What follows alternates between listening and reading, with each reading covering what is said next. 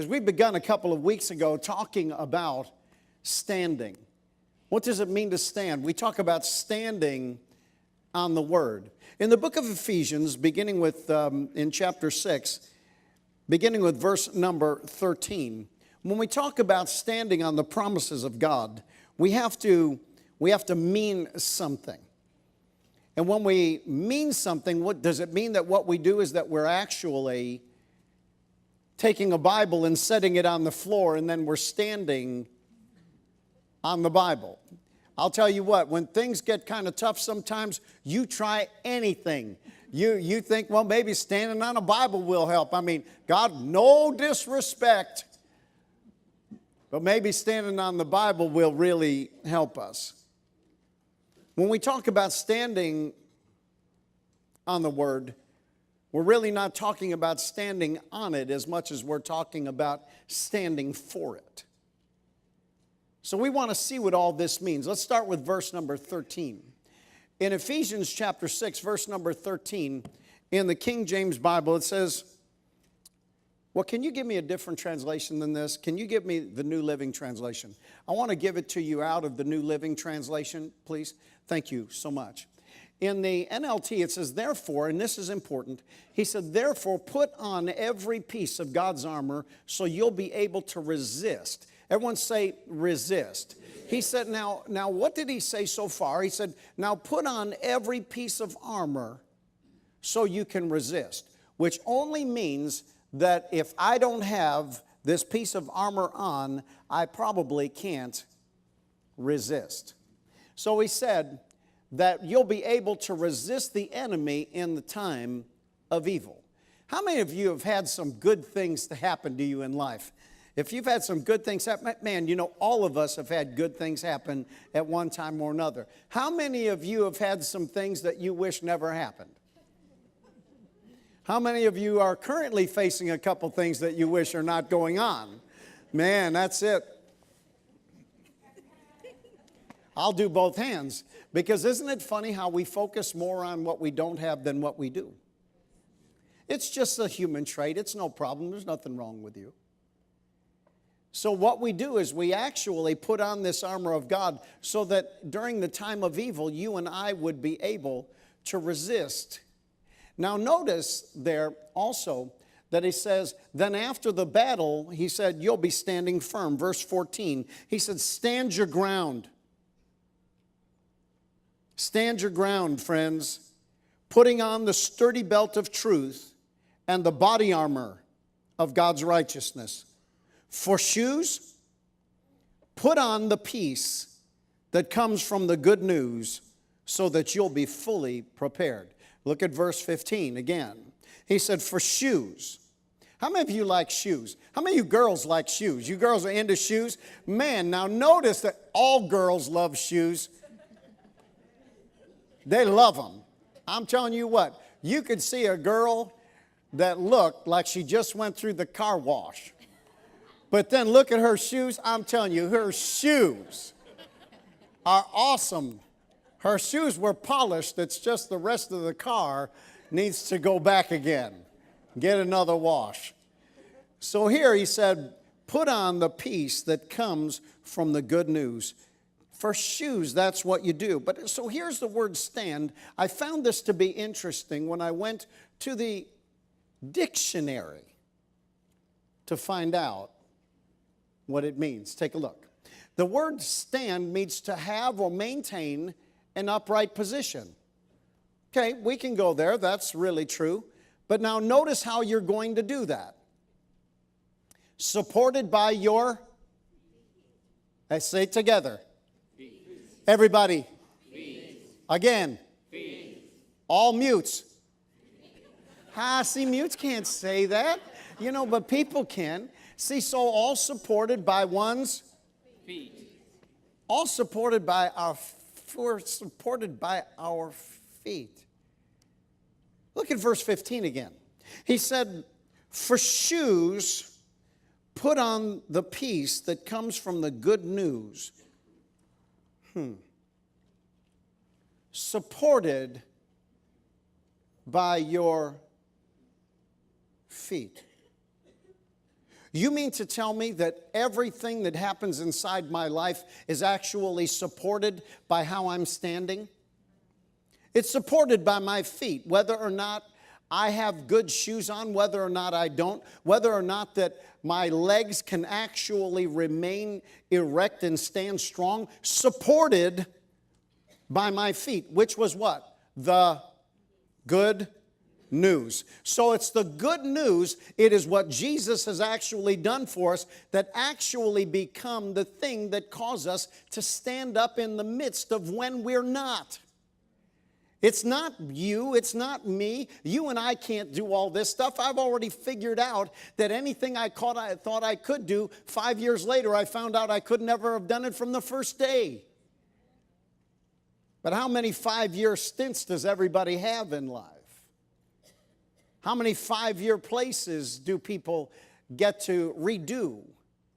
It's like you've known someone for 18 years or somebody who says, you know, I've been at this job for 23 years, and I'll tell you what, I don't like, the boss didn't say hello to me in the hallway. I'm going to quit my job. And I just have one question. How many more 23-year lots of time or blocks of time do you have to be able to rebuild who you are, to re-image who you are, to remake who you are? How many more blocks of time do you have to do that? You have got to have time. So you say, well, but what do I do during midst when I feel these difficulties? It's very simple. Stand. Don't change. Just stand. So as we continue to go on, in 1 Corinthians chapter 3, verse number 11, and we'll just scoot a little bit here, it says, for other foundation can no man lay, but that which is laid, which is who? Jesus Christ. Say it again. Jesus Christ. Say it again. Talk to me. Jesus Christ. Okay, listen, I'm really insecure. How would you like to have to stand up in front of people who just looked at you and never said anything? Yeah. It's tough, man. It's tough. It's tough. You have to pretend like one of two things, like you are so cool, they're in such awe, or what you're saying isn't worth anything. So there's only two ways of going about this. So here we have, once again, our foundation is Jesus. Our feet shod with the good news, standing, supported by one's feet. So everything in my life is really supported by who I am in Jesus. And Jesus has become my support. But let's take a look and see what he said. In Matthew chapter 7, beginning with verse number 24 in the Message Bible. Now, the reason why I can quote to you the King James, but the reason why that I use these other ways of communication is because you're not memorizing the King James anyway. When we have to get technical, you go back to the King James and you actually go from there to make your definitions. But when you're communicating, you communicate in a way that people can understand. So in verse number 24, notice what he says. These words I speak to you. And by the way, the person who actually translated this was a pastor. He wanted to be able to communicate with his church in a way that his church would be able to understand. And so what he did was he came out with what's called an expanded version. Notice that. Now, I could write one myself, but it would not be a translation because there's a lot of differences and innuendos. He's making it easy for you to read. You're an American Christian. You're not an English Christian. It's true. Get it? Okay.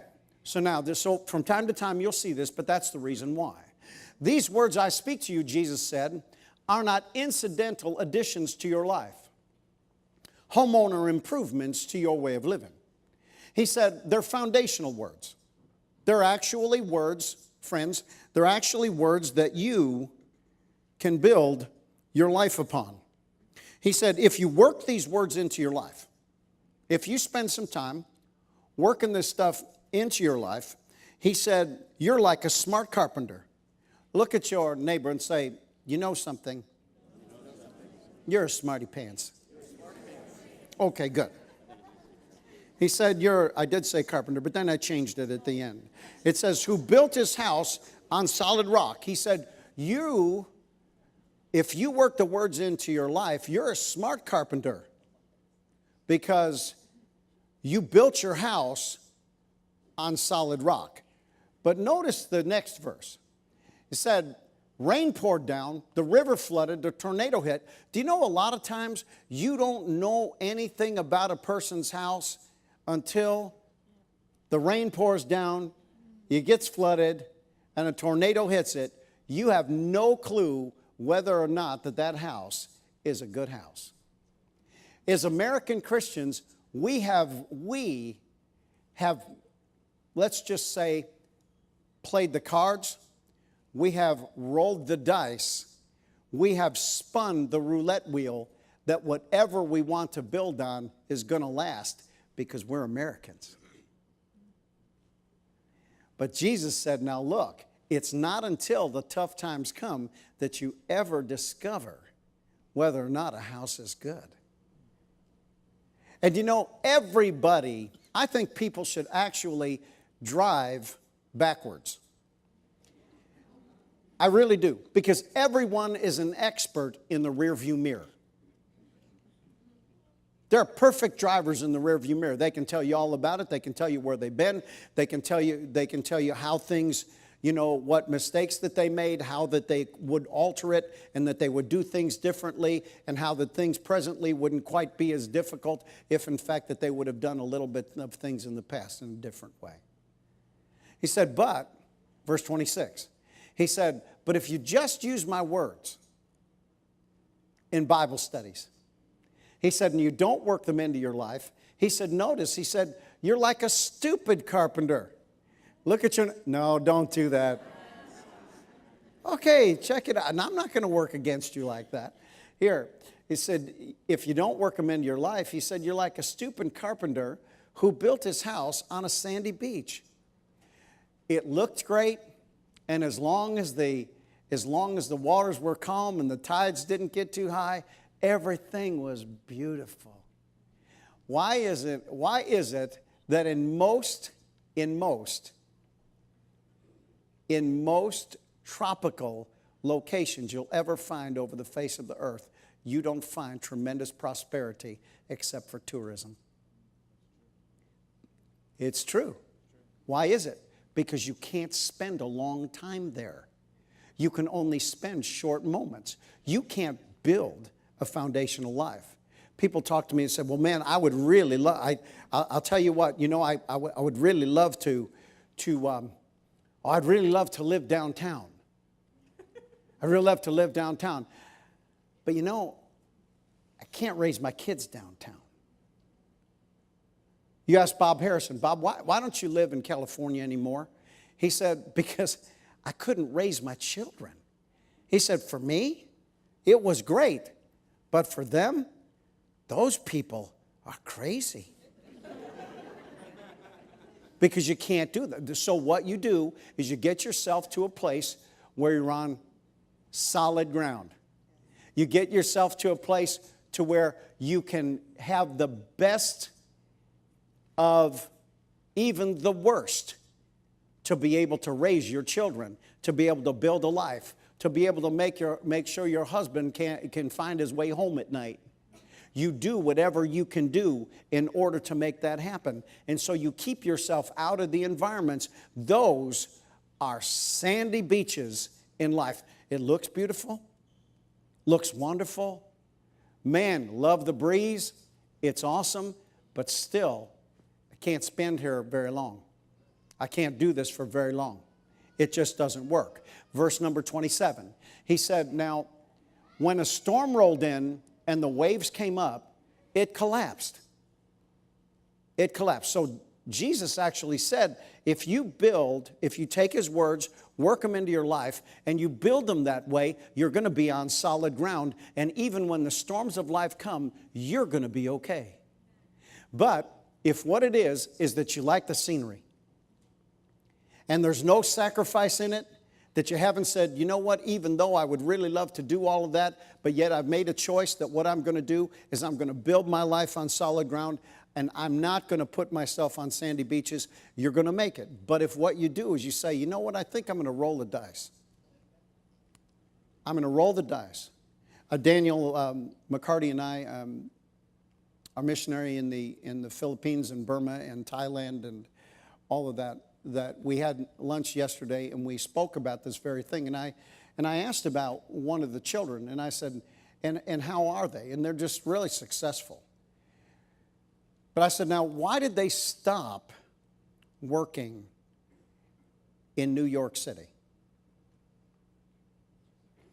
And he said, because they knew that a person could only last no longer than 5 years and keep any type of sound thinking and morality.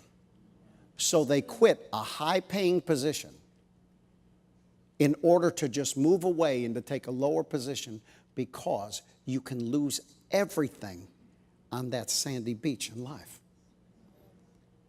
It's really true. And people don't really realize that. So as we're talking about this, you can take to the bank that building your life on the rock will work. In Numbers chapter 23, verse number 19, it says, God is not a man that he should lie, nor the son of man that he would ever change his mind. Even when people try to work against it, it still works. Why is it that God's people cry out to the Lord? Why is it that they do? Because things in life haven't worked out the way that God wanted them to work out in the person's life. So they cry out for his justice. They cry out for his mercy. They cry out for his truth. So even Balaam, who said this, he said, look, has God said it? Won't he do it? If God's spoken, and this guy had walked away from God. He said, if God said this thing, he's going to make it good. Don't even think that God is not going to make it good. The Apostle Paul, and what you need to understand, and I really want you to know, I told you this last week, and I want you to remember this. The New Testament is not a standalone document. It cannot stand by itself, because it had to have something to reflect off of in order for you to be able to believe in a Savior. But if you don't have the Old Testament, you don't know being saved from what? You have no clue. But the Apostle Paul, and please understand this, all of these men were highly committed Jews. If anyone has the idea that they walked away from their Jewishness when they became a Christian, they are completely mistaken. They walked away from the forms. They walked away from the way that you get to God. They walked away from the sacrifices because Jesus, the sacrifice, was made. But they didn't walk away from morality. They didn't walk away from forgiveness. They didn't walk away from doing things in as upright as a fashion as possibly could be done. These men were Jews. Now, the problem is that even in that particular society, things have become so philosophical that God becomes somewhat clouded in it. But yet, for you, you need to realize, don't ever give up your first 39-book foundation of life. The church was built upon the foundation of who? Of who? Jesus Christ. Now let's go back. The Apostle Paul said that the church was built upon the apostles and was built on the prophets. So don't give up the whole prophetical understanding when you become a believer. Now in this, in 2 Corinthians chapter 1, verse number 20, Paul talked about this.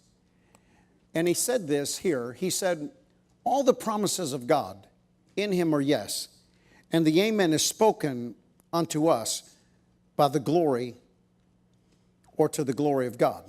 But now how do we make this real?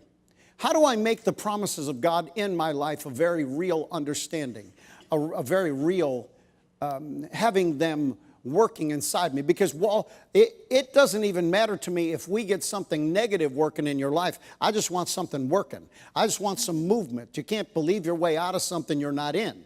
We've got to get some type of thing happening for you. And in the book of Matthew chapter 17, there was a man who actually was coming to Jesus because the people that he went to couldn't help him.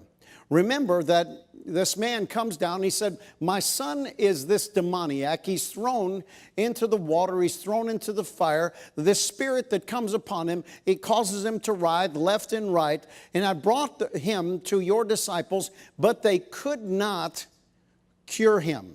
That's Matthew chapter 17, 16. In verse 17, it says, and Jesus answered and said, O faithless and perverse generation. Well, that's, how in the world, like, Jesus, I don't reject what you're saying, because who in the world could do that and get away with it? But I don't get what you're saying.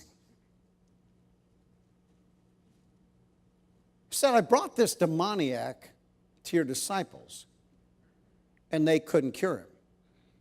Do you know what happens to a person or to a church or to a body of Christ when what happens is that they don't have things, or they have unanswered questions? When they have unanswered questions, what they do is they begin to build religion around it. And when they build religion around it, they begin to see things. Now they're starting to fly one-winged again. They start building religion. And so what we do is we start being filled with the Holy Spirit out of the church. We take out laying hands on the sick. We take it out. Why is it? Because not 100% of the people get healed when you lay hands on them. Why is that? I have no idea. All I know is that we take it out. We take out praying in the Spirit in the services, because what happens is that maybe there's one person who's in there that might just start saying that you're really out of it. But what happens is that instead of taking it out of a service, a person begins to take it out of their life. They create this religion. And when they create this religion, it's a religion, I think that they need to change the denominational name and just make it Nice Guys. I mean, at least at Five Guys you can get a hamburger. But this, you know, at Nice Guys you don't get anything. At Nice Guys, they're nice people. And because salvation is something that you can't really mess with, what happens is that they're willing to teach or preach salvation to you, because you can't mess with it. It's not anything that you really can be a part of. Then what we do is we decided that we're going to get into social justice. Why are we getting into social justice? Because people aren't being led by the Spirit to do something. So we get into social justice. Now we're trying to compete with the American government over social justice. You're not going to compete with Oprah, darling. There's no way you're going to compete with Oprah. No way. Why? Because when you bought Crest, she opened up a school.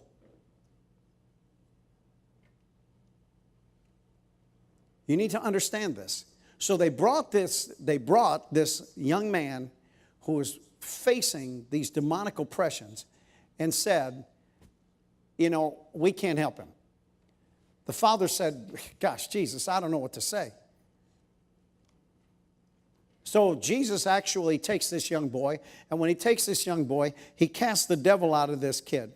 And when the disciples actually came to him in verse 19, it says, then came the disciples to him and said, when he got them on the side, said, you know, why couldn't we cast him out?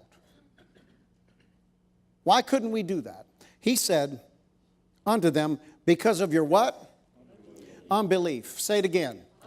Now, it's not, unbelief is not a state of faith or lack of the same.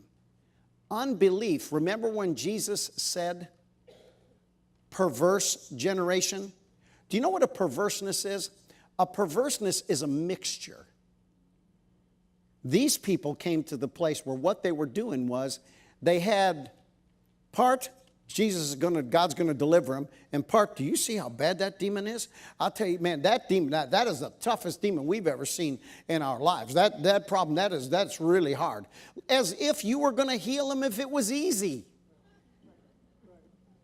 You're not healing them even if it's easy. So what does it bother you if it's hard?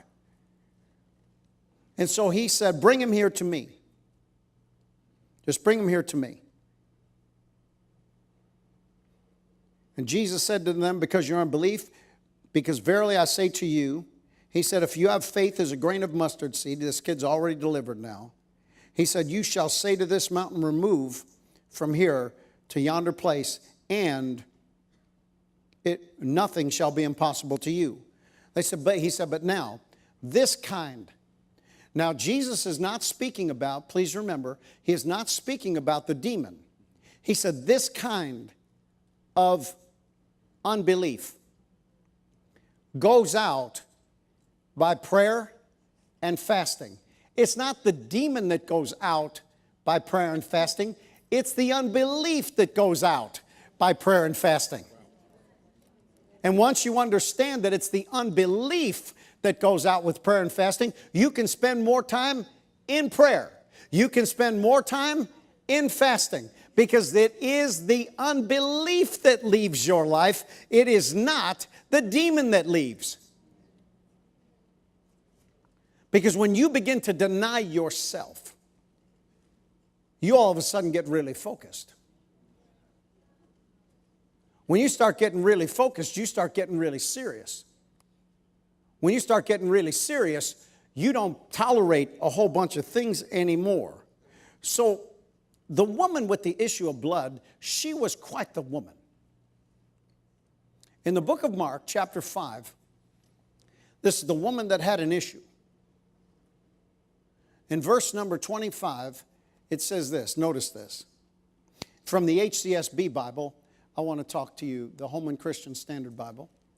It says, a woman suffering from bleeding for 12 years, she had endured much under many doctors. She had spent everything she had and wasn't helped at all. Actually, on the contrary, she became worse. Having heard about Jesus, she came behind him in the crowd and touched his robe. For she said, actually it says, for she continually said. She continually said it. She continually said this. If I but touch his robe, I'll be made whole. If I but touch his robe, I'll be made whole. If I but touch his robe, I'll be made whole. If I but touch his robe, I'll be made whole. If I but touch his robe, I will be made whole. If I but touch his robe, I will be made whole. I know this to be true. If I but touch his robe, I'll be made whole. Now, let me ask you, who was she convincing? God? Herself. She convinced herself. And she convinced herself so well that her feet started moving with absolutely utter abandonment. And when those feet began to move, she forgot that she could be stoned to death. She forgot that she was unclean, bringing this uncleanness into all of God's people. She forgot everything except one thing. If I but touch his garments, I'll be made whole. Notice there, those weren't thoughts.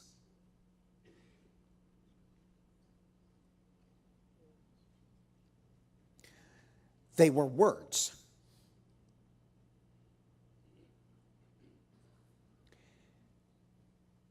The idea of unbelief is the idea of ruling your mind by your mouth. And so here we have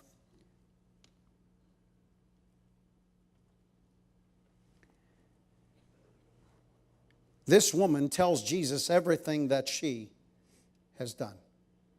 Now, what happens? Jesus said to her, or he said to everyone, he said, "Who touched me?" And the disciples said, "Come on, everyone is pushing on you. They're pressing you from everywhere. What do you mean, who touched me?" He said, No. Who touched me? And this woman finally came and said to him, with bloody garments on, she said, "It was me. I'm going to tell you my story." And Jesus said, "Daughter, go your way." Your what?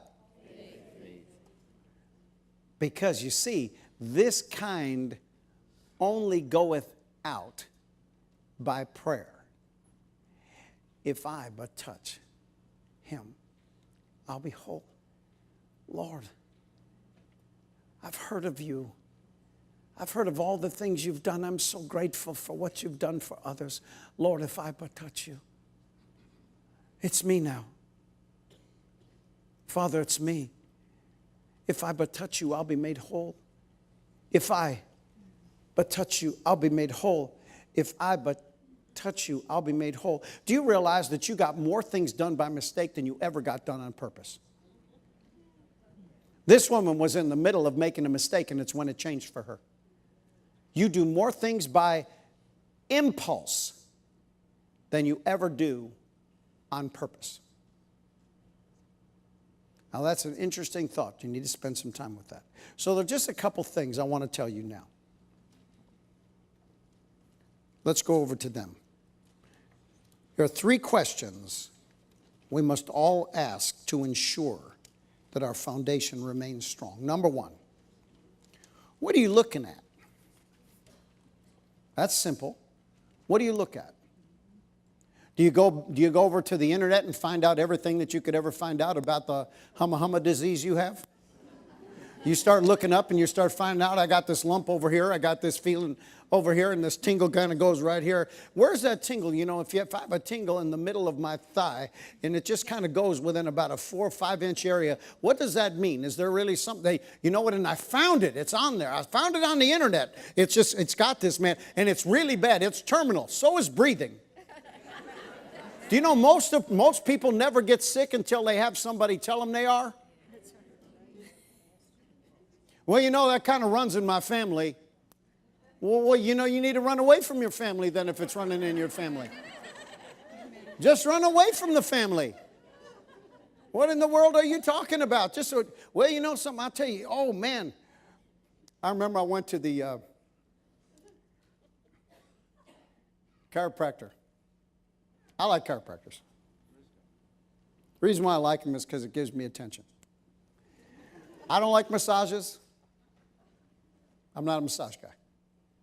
Amy's the only one that touches me. Where's Amy? There's Amy. She's the only one who touches me. I don't do massages. I've just known Amy since she was born. Well, actually, I could tell you that story, but you don't want to know that one. But I was just telling him, I said, you know, Doc, I got this I'm really working on this thing on my wrist. You know, I got this, you know, every once in a while what I can do is just, Abby, hold this for you. And I just said, you know, sometimes I just kind of grab my wrist, and I can actually crack my wrist. He said to me, thanks, Ree. He said, it's happening.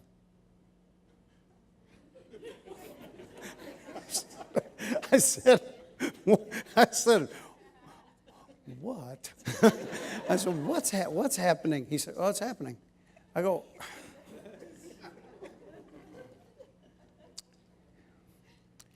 he said, you really we need to get you as much joint support as possible during this time of your life. And I'm going,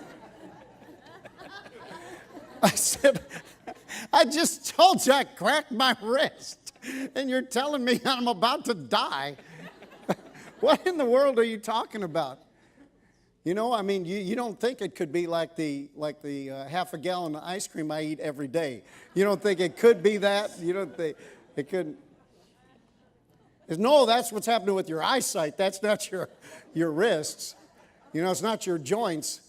You know, you got to get all your joints. And what happens is that you start listening to people. Well, you know, we don't do that anymore. You know, before I used to do that. I just don't do that anymore. You know, I used to do all this climbing, but I don't do this kind of climbing anymore because, you know, you get to a particular age and you just don't really do this kind of thing anymore. And what you do is that you school yourself to death.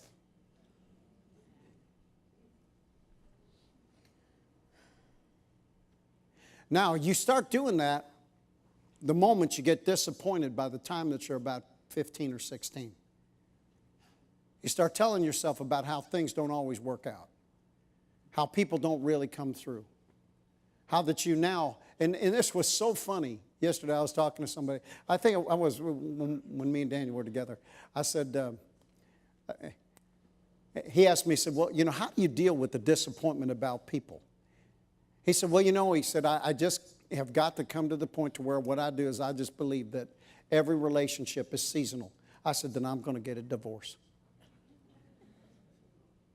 If every relationship is seasonal, then I'm getting a divorce. Well, what do you mean? I said, it's simple. Relationships were never to be seasonal.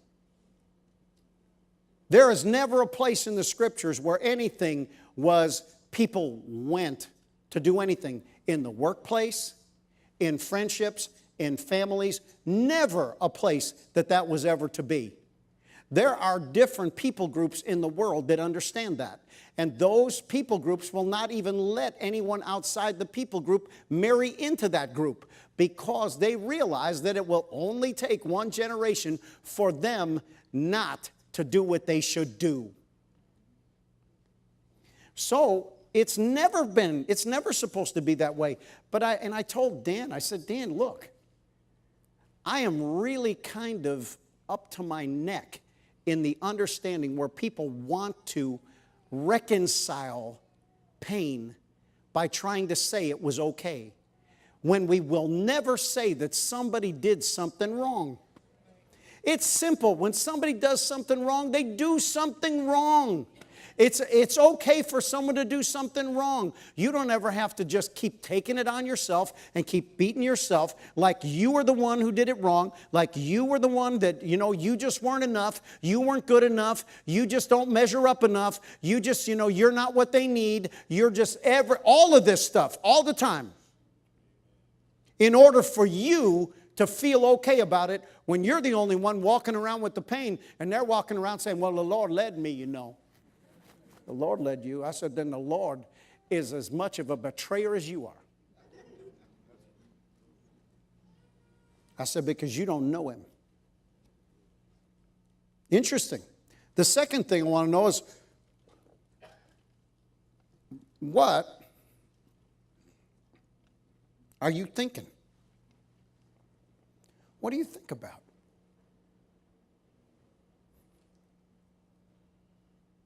To know what I'm standing on in 1 Peter chapter 5, verse number 6, he says, humble yourself under the mighty hand of God, that He would exalt you in due time. In the New Living Translation, it's interesting. It says, so humble yourselves under the mighty power of God, and at the right time He's going to lift you up in honor. Verse 7, he said, here, give all your worries and cares to God. He cares about you. He does. So what are you thinking about? God cares about you. It's no big deal. Now, the last part is the part. What are you saying? Number 3. What are you talking about? And this one is more important than all of the other two put together. What are you talking about? Solomon told us in Proverbs chapter 4, he said, guard your heart, Proverbs 4:23. He said, guard it, protect it. Garrison it about. Put a fence around it. Guard your heart above all else. He said, for it determines the course of your life. Your heart determines the course of your life. Vulnerability is right. Vulnerability to the wrong person is wrong. God's called you to be vulnerable, but you need to choose where you're going to be vulnerable. You can only choose a safe environment for your vulnerability. Vulnerability is the same in the Christian life as the pits are in racing. You go in there, you change your tires. You go in there, you put more oil in it. You go in there and you check the computer. You make sure everything's working out right. And in 30 seconds, you're back out on the track again. But you got new tires. You feel great. You're all refreshed. You've just had a bottle of water. And man, this is really awesome. Because now I know people are telling me that I'm doing good. But inside that, lastly, and the reason why that I'm keeping you here is because I needed to get here. And church news was too long.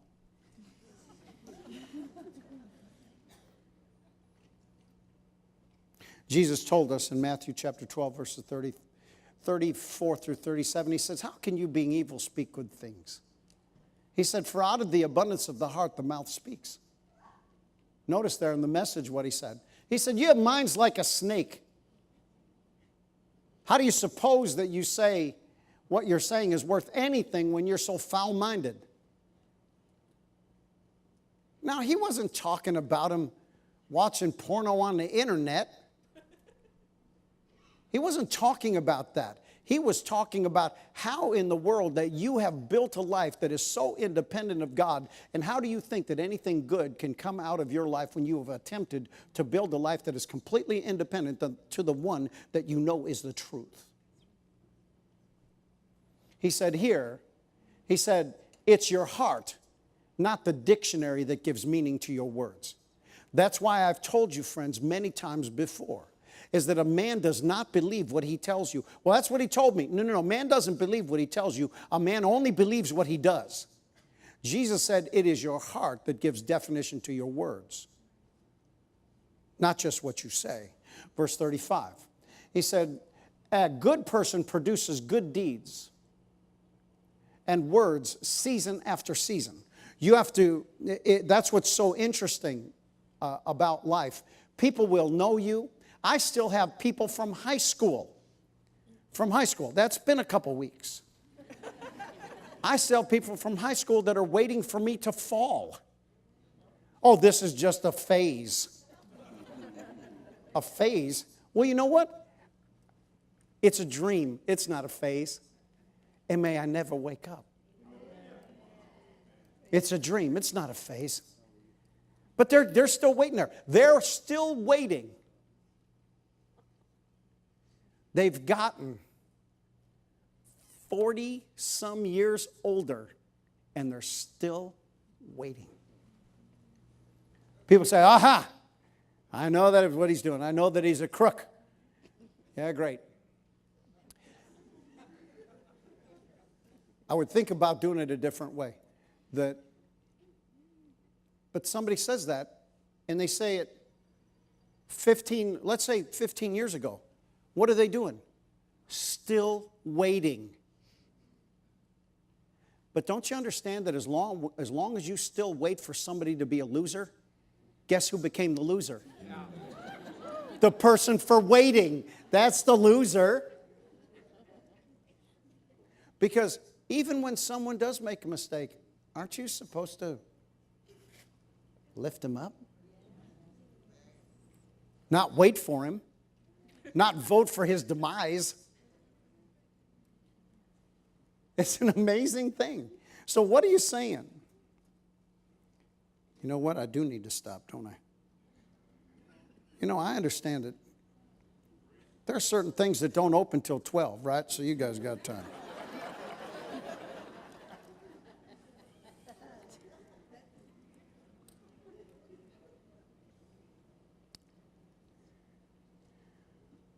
Jesus said, let's go back to that and we'll finish with this.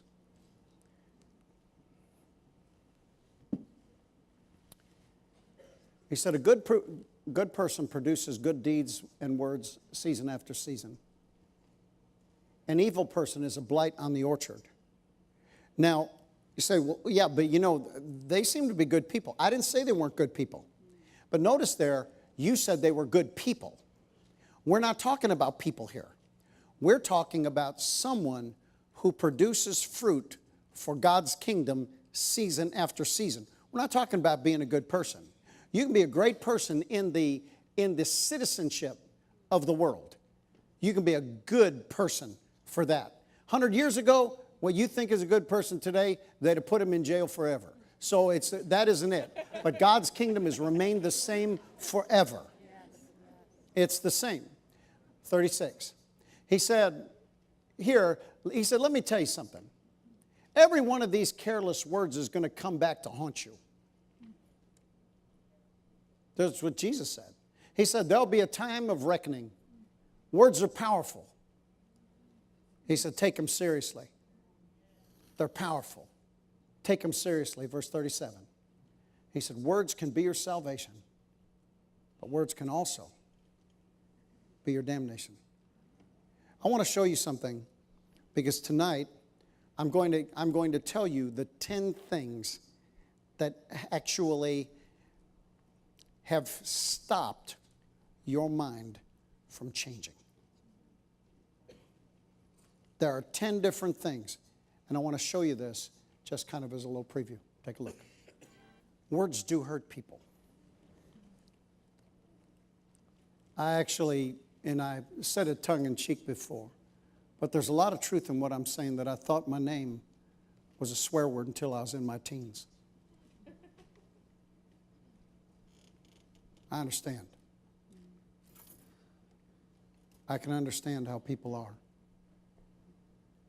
But there are actually 10 things that I'm going to give you reasons for tonight when we get together. You might be here today and say, I've been hurt with words. Sometimes it has become so painful to me that I just don't know whether or not I'm really any different than the words that were spoken. Because I do. I do have those kind of feelings sometimes. I do have those kind of feelings.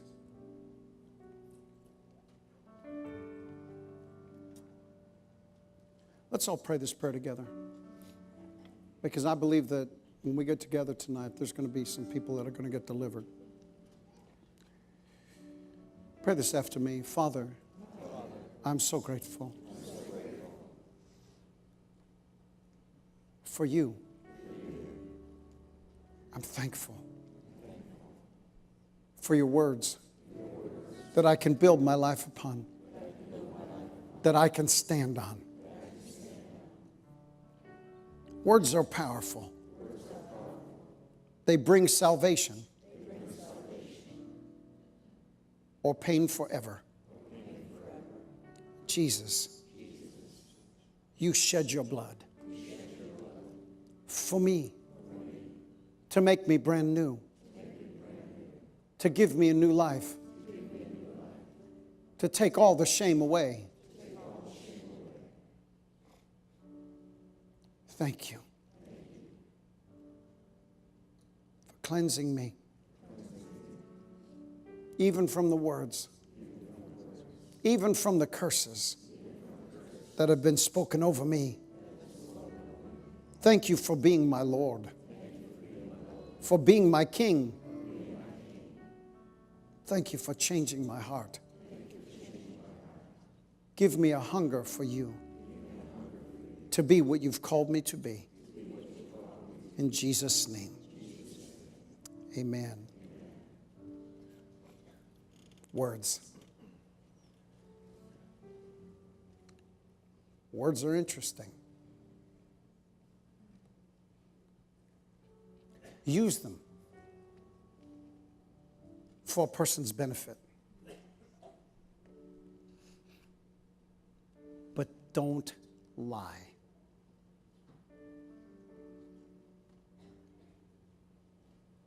There are so many great things you can say without you having to get over into flattery of someone. Make your words count. You only have so many of them left, you know. We'll deal with that tonight.